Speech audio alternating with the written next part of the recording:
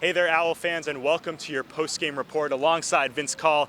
I'm Dan Ray, and Vince, it wasn't the opening night that we expected here at Lincoln Financial Field. Temple goes down at the hands of the Army Black Knights, 28-13 by really just a dominating performance by Army, but especially in the running game. Yeah, what you thought was a strength for Temple. Our Temple's front seven absolutely did not show up tonight. 329 rushing yards, 329 rushing yards to 7 ball carriers.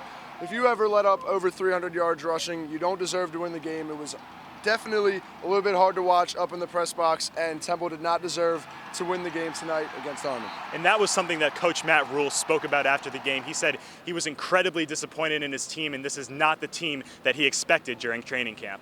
The day, I don't want to look at it, but that's on me. That's 3 losses in a row, and you could probably hear our team. I mean, we've got to do something here quickly to get ourselves back on track.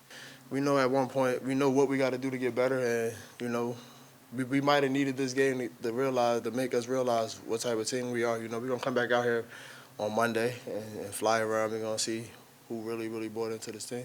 We just got to play better at the end of the day. Stick to our brand, play Temple football, and that's when we're successful.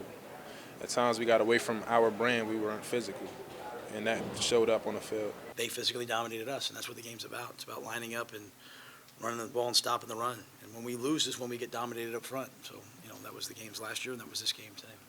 And although Philip Walker did etch his name into the Temple record books tonight, this wasn't the performance that he was looking for. He did get his 122 yards that he needed to become Temple's all-time leading passer, but Vince, it wasn't really pretty. It wasn't pretty at all. To start, Philip Walker looked like the poised senior quarterback that we were expecting before the game. He started off 8 for 10.